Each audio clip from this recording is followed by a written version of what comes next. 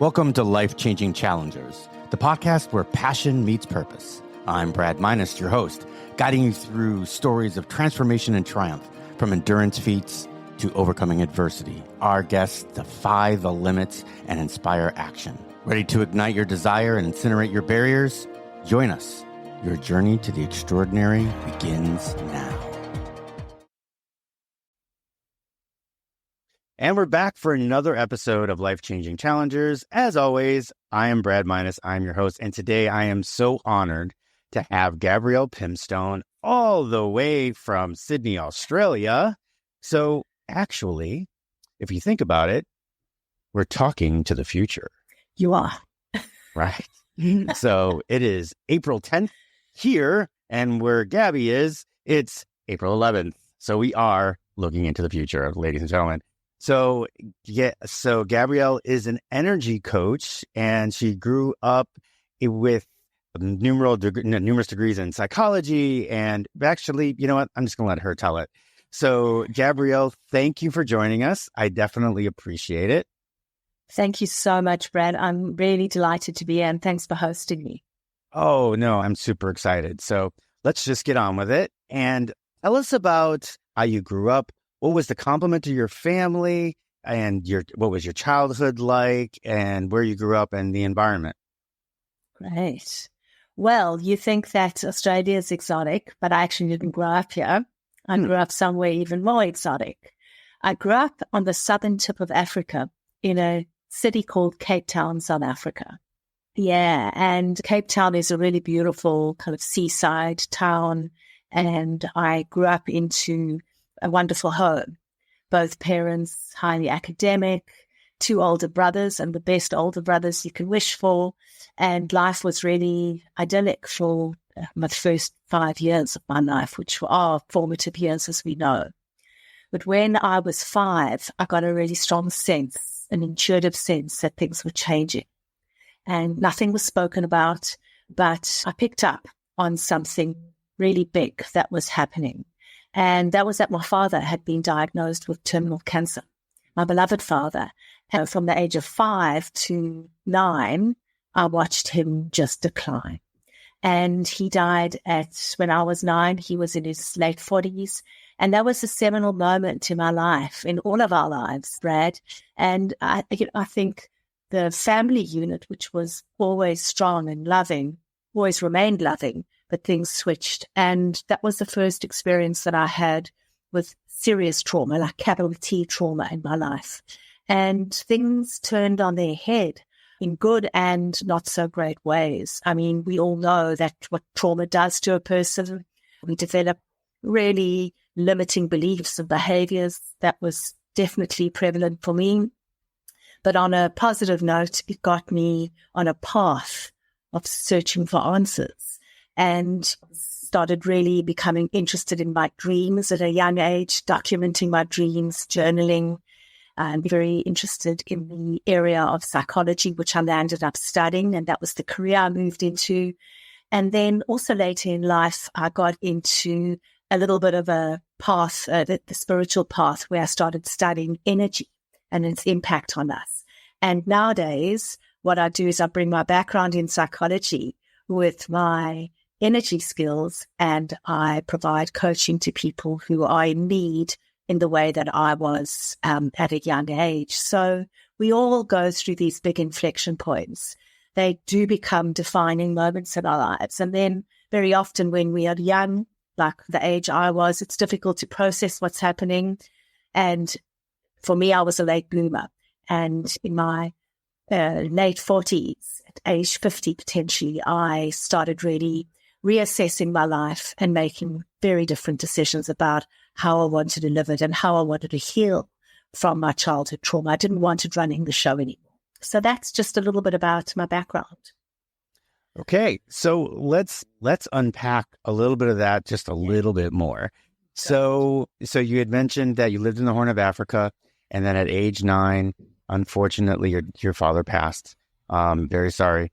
But you had 2 brothers. So did you move from the Horn of Africa to another place? Is that when you finally found yourself in Australia, or did you stay there for a while? I grew up in South Africa. I actually went to school. I went to university. And then I left just after university, I left in my early 20s and came over to Australia. So I'm a fully naturalized Aussie, but Africa is still very much a part of who I am. And my mom and one of my brothers are still there. So yeah, it's still home. Yeah. Nice. Where did you go to school? I went to school in Cape Town, a private school in Cape Town, South Africa. Okay. Yeah. So and you studied, and so over here, well, I would imagine just about everywhere, there's Bachelor of Science, Bachelor of Arts, blah, blah, blah, and Master's. So I'm assuming that your first degree was in psychology? Yes, and my second degree. Sorry, I misunderstood you. When you said school, I thought when we call school before university, you're talking about university. Yes, I went to University of Cape Town in South Africa. University of Cape Town. Okay. You're absolutely right. You're absolutely right. And I know that, and I should have said it. Where did you go versus school versus where did you go to university? And you went to the University of Cape Town. Got your Bachelor of Science in psychology. Then you got a Master's in psychology as well. Was there any kind of an emphasis that you had within psychology? Well, actually, what I decided was I studied clinical psychology, and then I switched later on in my second degree. I switched to organizational psychology. And that's where I spent 27 years working in huge corporations that were undergoing massive disruption, change, where there were dysfunctional dynamics, bringing teams together, bringing leaders together, coaching people who were also at inflection points in their careers. So it really played out more in the corporate space. Interesting. Mm-hmm. So, all right. So I'm glad that you're able to list some of those things that you actually accomplished in that force. So just so we can get a little background on the journey, what does a day in the life of a corporate psychologist look like? Never the same. But you're in the thick of the politics. Whatever you're doing, you're working with all the dysfunction, I call it the dark underbelly of the organization. And a lot of it is your days spent in developing individuals and teams. That's what, you're bringing people together, holding up the mirror, helping them to look at their blind spots and really untangle disruptive and dysfunctional patterns of engaging and behaving. And so that's what it is. So it might be several team and group sessions. It might be working with an executive leadership team who are struggling in one shape or another. I mean, I led big pieces of work, like organizations that were selling off part of their business and acquiring new parts, so mergers and acquisitions, very unsettling times, really counseling and helping people who were being let go in those scenarios. So there were big pieces of work that I would lead. And then I was also very much drawn to the area of learning. So learning and development. So teaching people how to navigate through change smoothly and with joy and fulfillment as opposed to resisting it, and finding meaning in difficult times, and really giving people a sense of agency back. Because when you're a corporate employee and the organization's got 50,000 people and decisions are being made on behalf of you, for you, my role was to really capacitate people to take back some of their power and make their own decisions and solve their own problems. So it was a combination of working with individuals, with leaders, with whole teams of people constantly, mostly facilitating. Yeah. It's amazing you say that. And you know what? I don't actually have an episode on myself. So I tend to give certain situations when I can that I have a connection with. And I worked for Tampa General Hospital out here, and I was part of the organizational development team. And that's what I did. Yeah, exactly. I was a project manager, and they gave me a project that was to change the culture of the whole staff, from top to bottom. And we started at the top, which was unusual because the last time they tried this, they started at the bottom with the staff. And we actually started at the top thinking that, hey, you know what? If the top buys into this, then everybody will follow through. Boy, I learned a lot. A lot. And the things of what you said is decisions being made for you. So I learned a lot about that was in a different project that I was doing at the same time was we were changing the EMR, the electronic medical records system. And I was in with the C-suite and the chief nursing officer when we were talking about the policies and the procedures. And I was like, hey, this is a great time for us to go in and really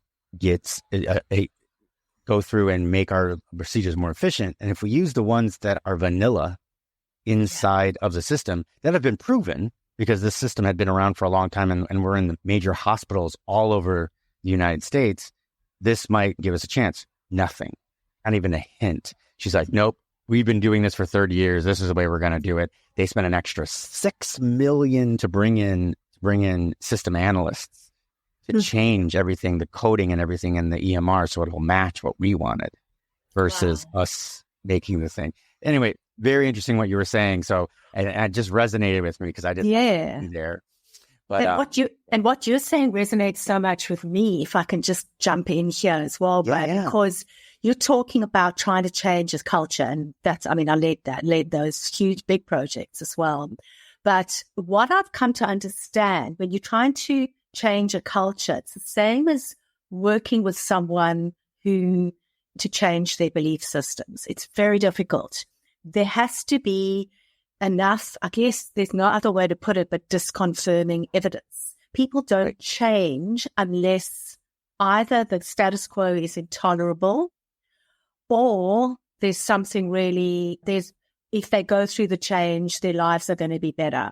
And so that's the biggest challenge in organizational change, but also human transformation more generally. That's what I work with. So thankfully, people who typically reach out to me, they are ready for change. But, what was in my case, like many people, we continue in our unhappy state until we get an irrefutable nudge. The universe says to us, you know what, like this, you've got to pivot. In my case, my career started just constricting me more and more. I was deeply depressed and unhappy in 2020. I was in a leadership role at a bank here that was creating such a level of anxiety in my life. I couldn't sleep. My thyroid spiked again. Everything. I started isolating myself from the world.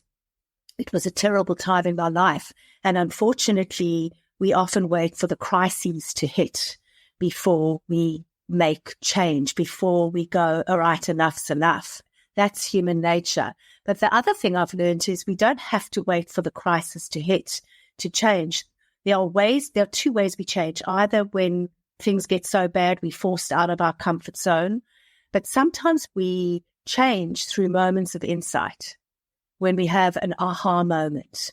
And that is enough to get us off the starting blocks and to move in a different direction. So it's difficult changing people when the readiness isn't there. Yeah, and I think they were trying to change. They were hoping that by changing and giving them certain tasks to do and procedures and policies that would eventually lead to change. So, for instance, we went through this whole exercise where the Franklin Covey had came in and they were going through with the C-suite. Okay, what are your biggest, pain points? And then they got to the point of meetings that were done around the hospital. And they sat down and it took them 2 days to do this. And they quantified the number of meetings and they put price tags to it, to the number of people that were in the meetings and everything else. And when they came up with the answer, everybody was flabbergasted. Right. So literally we spent $60 million per year in unproductive meetings. Wow. So basically what they found was, it was like, okay, so we had the director, the supervisor, the manager, and the SME all in the same meeting. Right. No trust. Yeah, no trust. That's what it was. No trust. So of course, the CEO said, if there's not an agenda, and the agenda doesn't show that there's only one person from the departments that needed to be there, There was no meeting. Right. Yeah. So I ended up having to leave that position, but I was doing some freelance work with the hospital, and I had talked to one of the department heads, and she goes, "Yeah, my meetings didn't decrease; they increased." What? Yeah. So she goes, "Yeah, I don't know what happened. Everything went to the wayside," and they just said, I just started getting meetings after meetings. Then I was having meetings about the meetings. So I says, "Well, I'm glad I'm out of there then." But I can see where you're going with it. And I think that ended up being a pain point. And they're like, okay, that was the right thing to do. We need to solve this. Let's put a policy in place, but that's not going to change the behavior. Yeah. So interesting enough. So basically, let's go back a minute. And you basically said that you needed that everybody needs that little nudge. They need that pain point. They need that something that's going to finally get them over what I would say the start line. Yes, exactly. Yes, So 20 some odd years in corporate psychology, what was your nudge? Well, my nudge came during the pandemic. And by the way, I also used getting off the starting block, getting off the starting line. So like the running metaphor as well, I use that, although I'm not a runner like you. But I was 2020 and I was in this job that was creating excessive anxiety for me. Right, you said the bank, right? At the bank. And it came at the tail end of, I'd started to feel bored in my career. Boredom turned to, I didn't like what I was doing anymore. And that turned into severe anxiety. So it was like a graded, an evolution. So over about a 5-year period. And remember, this came off the back of 20-something year career that I loved. And all of a sudden, this work, this job, this career that gave me so much meaning started to create so much pain for me. And I started to see things in the organization, experience the dark underbelly of the organization. I was always in it by role and function, but I started like the corporate politics just started to weigh heavily on me, felt very toxic. Corporate bureaucracy, trying to get anything over the starting line, anything signed off, I felt very hamstrung. I felt like, man, I'm not making the kind of impact I want to make. There were so many ramifications from it. And in 2020, I woke up on a Sunday morning and I had this terrible sensation in the pit of my stomach, a feeling of dread, trepidation, terror, just deep anxiety. And I went off for a walk. And I listened to a podcast because I love podcasts. And that podcast actually was the catalyst because the woman was talking about her relationship to anxiety. And I've always lived with anxiety, but it was now significantly amplified given the job I was in. And I realized the woman was talking about her daughter had been in a bad car accident years before, had recovered and was now expecting her first baby. And the woman being interviewed couldn't enjoy the moment because she was so worried that things were now going right, that the rug would get taken out from under her. And that was the trauma of her daughter's accident. I had the same syndrome, Brad. I lived for decades after my dad's passing, waiting for the other shoe to fall. And that was the part of her story that really woke me up to this invisible spiritual prison that I'd been living in for decades, which was all about keeping me trapped in a vicious circle of anxiety, loss and grieving, and fear, and I was sick of it. So it was on that walk, that podcast made me really go, enough. Now you're going to start making different decisions and you've got to find a way to move through this pattern that stopped you throughout your whole life. So that was it. Wow. So what was the next step for you? Well, that was a Sunday. Monday morning, I phoned the employee assistance program to have a chat.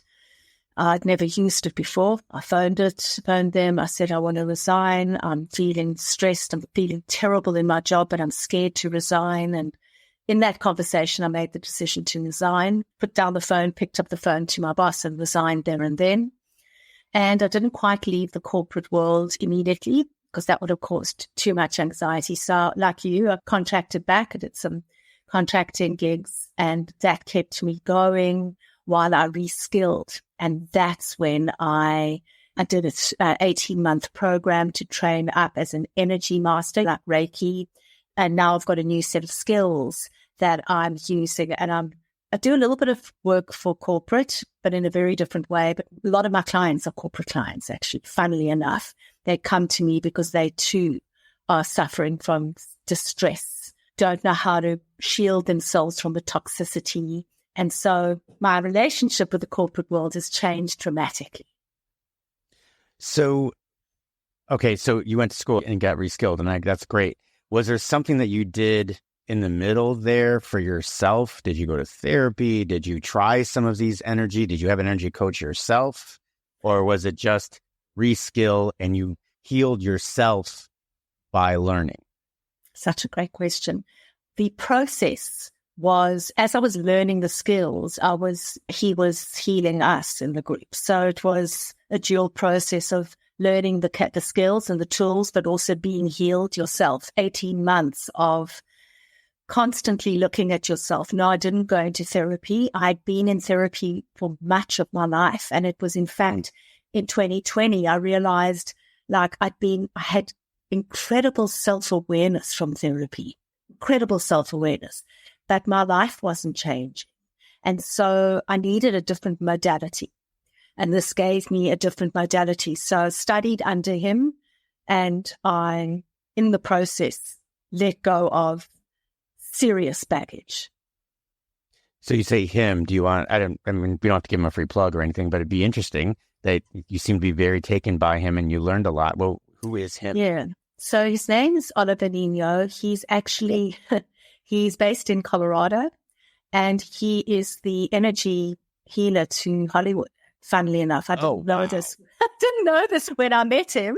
And he's exceptionally gifted. He's a gifted energy practitioner. So I went to one of his free or almost free weekends, and I signed up for the program. So he does talks openly about working with Demi Moore, Gwyneth Paltrow, I don't know, all of those kind of big stars. And that's one side of him. The other side of him is he is on a mission to skill up as many people to take the reins and to start changing lives through energy work, which is fabulous. Okay. That's, it's amazing. I think, hey, the last thing I thought was going to happen on this podcast was to start getting some name dropping, but I'm cool. I actually hate it. Well, it's about the clicks. Which is a very big anxiety point. I agree. So can you give us a little more deep dive into the methods of energy practice and what is energy coaching? Okay. So coaching generally, you'd know this having worked in OD, but an ordinary coach has, regardless of the modality or content, is getting people from A to B. They're moving people forward in their lives. It's, a process of closing gaps. And it is a process that involves holding up the mirror, a lot of reflective inquiry, and then also teaching people along the way, giving people tools and tips and pragmatic things to take away. That's the same. I bring that into the energy practice. What I'm doing is I'm teaching people how to, I'm doing a couple of things. I'm going through the regular coaching process, but I'm also throwing in energy healings and energy activations. A healing is done to release stuck energy blocks, and an activation is to unleash untapped potential. We've all got dormant potential at an energetic level in us. So I do that as well. So I'm throwing in that. I'm doing a lot of the heavy lifting for my clients, but I'm also teaching them techniques on how to master their energy, how to understand their energetic state, how to protect their energy from their environment, how to clear their own energy blocks, how to manage and maintain their energy. So when you go into energetic dips, how to get yourself out quickly, and how to optimize your energy. There are 5 arms to it. So that's what I'm teaching people. And people enter the process at various points. And depending on who the person is, a lot of the time, I'm giving them these tools to navigate through change. But there are people who've got more of a spiritual bent that come to me. For example, I've actually got a new client starting tomorrow who feels like she's got a spiritual gift of mediumship that's starting to bubble up. She wants me to activate her spiritual gifts. That's part of the activation process. So I'm going to have to do a lot of clearing and healing. So she's coming from a pure place, and then I'm going to activate her spiritual gifts. So there are different ways that I do it. But what I'm working with is not the physical body as much as the energetic body. We've got a physical body, which we can see, feel, touch, but we've also got an energetic body, which is made up of our aura. A lot of people know about the auras. It's also made up of our chakras. And I'm working at the chakra level to find and then clear the energetic root of our biggest blocks. Wow. Does that make any sense? It makes total sense to me. It makes total sense to me. And I'm gonna plug this episode just for you because I'd love for you to listen to it. But episode 2 with Joanna Fawcett. She was the woman that I was mentioning to you in our pre-interview who was married 7 times. She's adamant, basically, that she's a medium, and it's so nonchalant. She calls herself a crone, and which is a Scottish witch that has the ability to pierce. What I call it, I actually named this piercing the veil between our world and the shadow world. And this goes also to my belief as far as energy goes, is like when our bodies die, we know in science states that energy cannot be destroyed. Yes. But it can be changed. Transmuted. Yeah. There you go. Transmuted. So that's why I always thought when people say that they've been reincarnated or whatever, or there's ghosts, I'm always like, yeah, because this is a shell. It's a meat bag. Our energy is our soul, our aura, and that's what that is. And that energy could be transmuted and correct. Spiritually could be reimplanted. Well, absolutely. So just going with that whole idea that energy doesn't die, it just it either stays or it transmutes. That's fundamental belief behind working with energy blocks. So what I've come to understand, what Oliver's taught me, is that energy blocks form when we are either in our childhood or even in the womb, and like something traumatic happens in our life. Let's just work with a childhood experience, like my father passing away as an example. Now, when we are young, we don't have the mental facilities and capacity to process these kinds of traumas. And by the way, what I'm about to tell you is the same for big traumas as it is for smaller traumas, like, for example, being bullied at school, right? Okay. So when we have these experiences, there's an energy, it leaves an energy with us. There's typically, it doesn't just happen. Leaves an energetic stamp in and around us. That energy doesn't go away until we heal. So when we heal, we can transmute the energy. But as children, we often don't do the healing. So the energy sits with us. It starts by getting lodged in our energetic body. And actually, when more and more things happen, it compounds and grows deeper and deeper. It can actually lodge itself in our physical body as well, which is where disease and illness can start growing. But we all have these energetic blocks because we've all had unresolved trauma in our life, and the energy hasn't been transmuted. It's just sitting with us. And so over time, when more things happen and they reinforce the primary wound, this block grows and grows until it becomes almost an invisible handbrake that keeps us really stuck in our life and we don't understand what's going on because it's invisible. So yeah, that's also how our energetic blocks form, which is through untransmuted energy. Interesting. Would you call a block, let's call it fear? Would you think could it develop as a fear? Yes, definitely. That was my thing. So the loss of my father developed into crippling fear and anxiety. That was at an energetic level, I was just radiating fear. So yes, that can definitely turn into a block. there's so many different ways blocks can manifest. They can manifest at an emotional level, which is what we're talking about now. They can also manifest as behaviors, so repetitive kind of self-sabotaging behaviors. And they can manifest physically. Like I've worked with people who can't sleep. And the block isn't that they're in insomnia. The insomnia is caused by a particular block that manifests as an inability to sleep, actually a fear of sleeping. And so there are different ways that blocks can play out. But you've got an energy block, Brad, when you've got like a repetitive thing happening in your life. For example, you find it really difficult to make money, got money blocks, yeah? That's an example.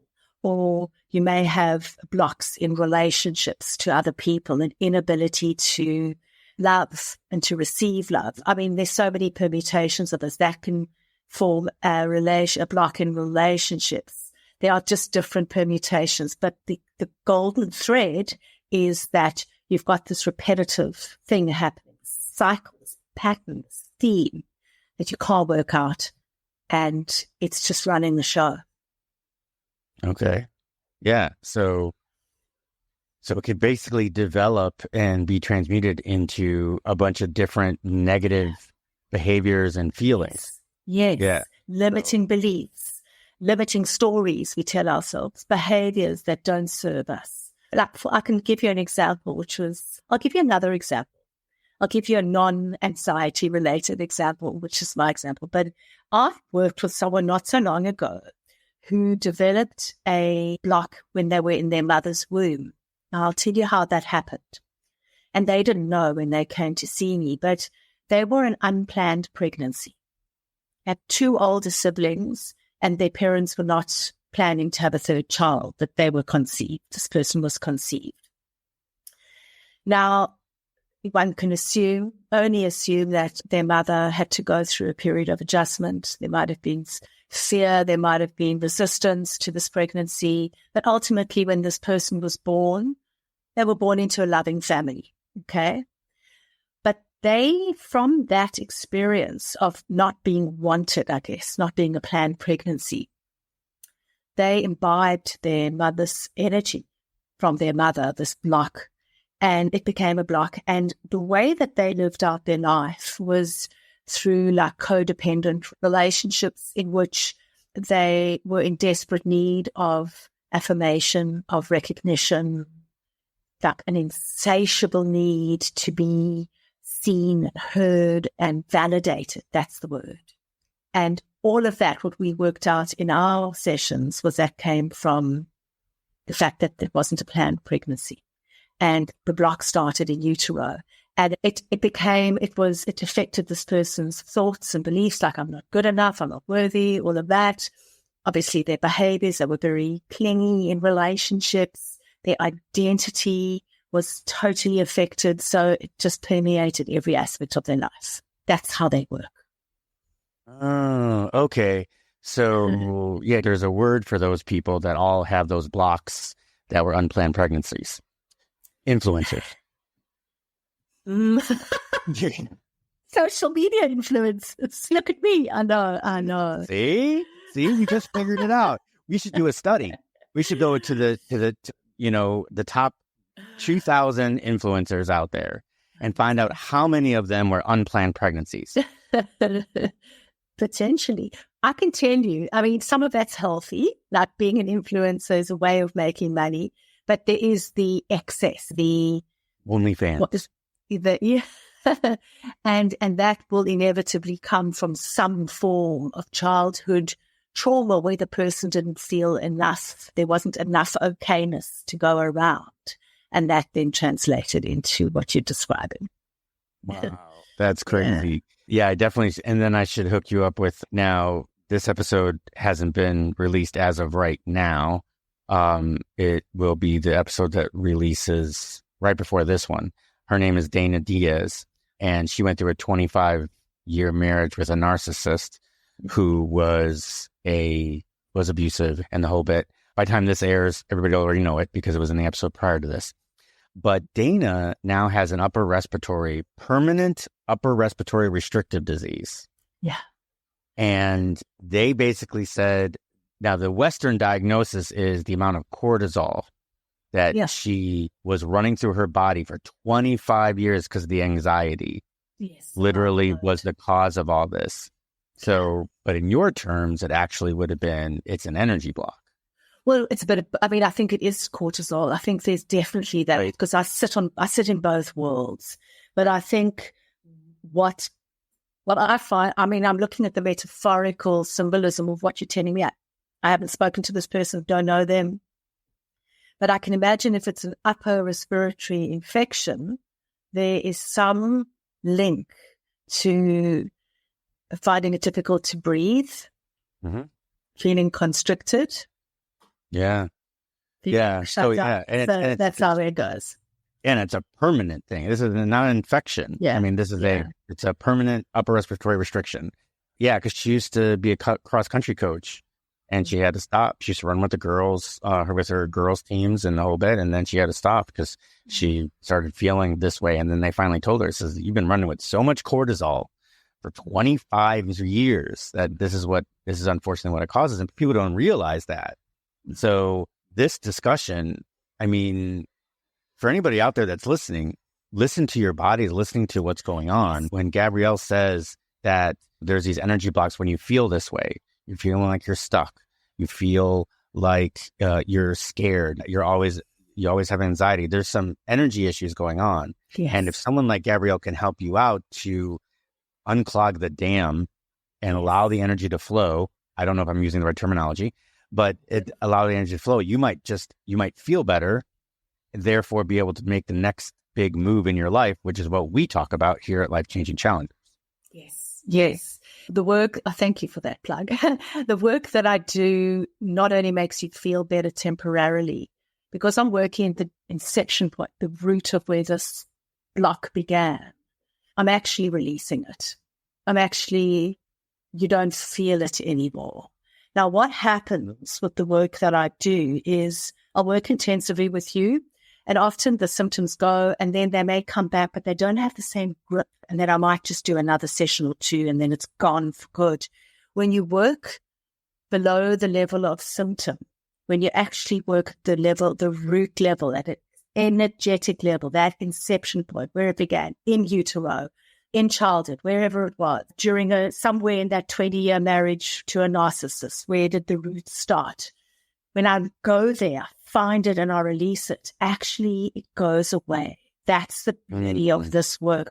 And I'm not offering a panacea because I still believe in modern medicine. I think it's I grew up with doctors all around me. So, but it's an incredibly powerful complementary modality to complement. If you can't just do this, there are other things that you can do. That's great. So I just think what I offer is a little bit more permanent than the modalities that I was used to. And that's what really attracted me to this, because no one had ever worked on the inception point. I'd spoken about things, but I hadn't actually addressed the energy that was left from those inception points. I cannot implore enough how much of a difference that makes is when you get that root and you release it. It's gone. It's gone for good. How do you diagnose that? Well, I've learned how to, it's a good question. I've learned how to, that's what I spent 18 months learning, and I can read energy. So when I'm working on you, I'm reading, I'm going through your chakras. I can feel, even if you're not with me, I can feel my hand stops where there's a block. So my hands-on healing gift has activated. So I'll know where to stop. And then I use a variety of other intuitive tools to work out what's going on. Nice. I love that. And I will say that, and I know it's a totally different modality than that, but there was a point where I was going to acupuncture, and I went through, and for what I did, I had to do it 3 times a week. Yeah. And when I did it 3 times a week, I'm going to tell you something. I never felt so freaking more good, powerful than I ever felt in my life. Yeah. Then obviously went down to 2 times a week, and I still felt it. I still felt good. And then went down to 1 time a week, and all of a sudden it was like gone. And then, of course, but that all became just financial because every time you walked in the doctor's office, and obviously, and at that point, insurance wasn't covering that. Insurance is starting to see some of this, and we're starting here in the United States where they're starting to allow well visits, which would include stuff like chiropractic and acupuncture. But I will say that, and I know that's it's just a different method of releasing and getting the blocks is the acupuncture. But I will say that, so there is definitely something to it, is what I'm basically trying to say, is that because I remember when I was going 3 times a week, I just felt like I couldn't be stopped. And it was amazing. So there's something to it. This is not a woo-woo thing, ladies and gentlemen. This is real. Yes, and, it is real. And there are hospitals actually in North America. If you go onto their websites, like the Cleveland Clinic, let's go just refresh which one. They offer Reiki. Wow. Yeah. Major hospital at the Cleveland Clinic? Yes. Go onto their websites. They offer Reiki. They offer alternatives. And there are other hospitals that do the same. Some offer acupuncture as well as a complementary modality. So it's part of integrative medicine, which is a growing field because people have really woken up to the fact that our mind and body are interconnected and our psychological challenges manifest physically. And so it's a holistic and integrative way of healing, and more reputable hospitals are offering these kinds of techniques. Wow. I had no idea because usually so right now I work for an orthopedic surgeon, and for him, the Eastern medicine's not, it doesn't really jive. You tell him that, what do you think of chiropractic? And he's like, it's there, it's got its purposes, but you can see in the back of his mind, he's like, ain't doing nothing that orthopedics won't do. But, I've seen it. And for all the fans out there that are endurance athletes, when I did my first Ironman, it was a village. I saw my PCP every 6 weeks for blood. I saw my chiropractor and my acupuncturist on one week, and on the opposite week, I saw my LMT, my massage therapist. And I have to tell you, when you did 1 week of chiropractic and acupuncture, then the next week massage, and then my PCP would run blood tests to make sure that I was getting the right nutrition. It's very intense training. It's 4 days a week. It's double days. It could be 90 minutes to 3 hours broken up. And then on the weekends, it could be anywhere from 4 to 10 hours of training. So it was very intense. So she needed to make sure. But I will say that I wouldn't have gone through without that acupuncture. And that's what really kept me going through. So as we wind this down, I was wondering if you could tell us, so first of all, let's give a few symptoms of a block. And then maybe if you're able to give somebody like the first thing they can do before they find someone like you, something that they can do, maybe temporarily give them the ability to find a person like you and understand that, okay, this is what I need. Yeah. Okay. So symptoms of blocks, these are great questions, are repetitive patterns in life. Just go back and ask yourself, what are big themes? What's tripped me out over and over again? So that's your symptom. And that could be one of anything. As I said earlier, it could be an inability to sleep. It could be overeating. It could be inability to make money, relationship dramas. It could be anything. Okay. But it's a repetitive pattern. So that's the thing. There are things you can do on your own without the help of an energy coach that can really give you greater control over mastering your energy. And so I'll give you just do you want me to give you a couple of very simple techniques? Yeah. Okay. I think something that basically what I'm looking for is something that would make them feel like, okay, this is right. I have a block. I need to talk to somebody. Okay. Well, if you want, then the biggest thing, the biggest gift that I can share is become more intentional with your dreams. Work through your dream state. That's going to give you a really incredible view into the blocks that you have. They are hugely diagnostic. So what I would say to people is we all dream. Maybe you don't remember your dreams. So what I can offer is a little ritual that you can go through, that you can practice for 21 days, see what happens. So just before sleep, just get into a quiet, receptive, open space. Maybe have a shower, be by yourself, and just sit on your own and wait for a question to bubble up. Question comes up about some aspect of your life, or you might know what the question is. What I recommend you then do is just before you go to sleep, have a dialogue with your dream and say to your dream, tonight as I sleep, help me understand why I keep falling out with people. I'm just giving you a fictitious example. Or that's a diagnostic question. You could ask your dream a predictive question. For example, dream, as I go to sleep tonight, please show me what life would be like if I accepted this job or if I moved continents. And then go to sleep and your dream will respond. Your dreams are actually waiting to speak to you, to be in a dialogue, because it's your unconscious, it's you. It's the unconscious parts of you that haven't yet been explored. Have a dream, go to sleep, and then the minute you wake up, just take notes. What came up? If you don't remember a dream in the beginning, first few days or nights, then just when you wake up, write down how you feel when you wake up in the morning. What's the feeling that you've woken up with? Just write it down without thinking too much about it. What's going to happen is in 3 weeks' time, you'll start to remember dreams more, and you'll start to see patterns and themes in your dreams. And I'll say to people, look for, is the same person coming up in your dream? If so, what do they represent? Environment the same. For example, are you dreaming about being in the same house all the time? What does that house represent? What are some of the themes that are coming up from your dreams? And that will give you a clue as to what is blocking you. I think that's the most practical way that I can explain this, because we all dream and we all go to sleep at night. That is some great advice. And yeah, I'm going to list that like specifically in the show notes, along with Gabrielle's website, which is generativegrowth.com.au.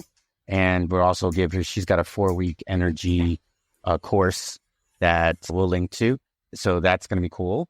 And yeah, and then how else could we possibly get people get in contact with you, Gabrielle? Well, my website's got multiple ways to get in touch with me. But if you're on Instagram, just hop onto Instagram, DM me, and I will always respond to direct messages. And that's a great way to stay in touch, or just a couple of times a week I'll share anecdotes, I'll share tips, I'll share tools. So following me might be a good idea as well. Yeah, that's fantastic. Yeah, so I will also put her Instagram in the show notes for you. So go ahead and go over there and you can click right into her and get in touch with her. So, hey, everybody out there, if you find yourself stuck, you're finding yourself talking, not being able to make the money that you want, maybe you're finding yourself like for the last couple of years, maybe you do great in the morning, and then when you get done with work, you sit on your butt when you know that you've got stuff to do. Those are blocks. So think about all those things that are going on in your life, and then go through this 21-day challenge, dream challenge, and let's see if we can get you to make your next big move, challengers. All right. Gabrielle, thank you so much for joining us. It was an honor and a pleasure and an education. Thank you. Thank you very much. Thank you so much, Brad. Thank you so much for hosting this and for being such an incredible host and offering a platform to get voices out there. Really appreciate it. Oh, I more than appreciate it. So anyway, all right, everybody, listen, this is Brad and Gabrielle, and we will see you in the next one. Well, that wraps up another episode of Life-Changing Challengers. I'm your host, Brad Minus, saying thank you for joining us on this journey of transformation. If today's stories inspired you, please take a moment to review, share, and follow us on your favorite podcast platform. Your support helps us reach more listeners and create an even bigger impact. Remember, every challenge is a chance to grow. Until next time, keep pushing, keep challenging, and never stop pursuing your extraordinary.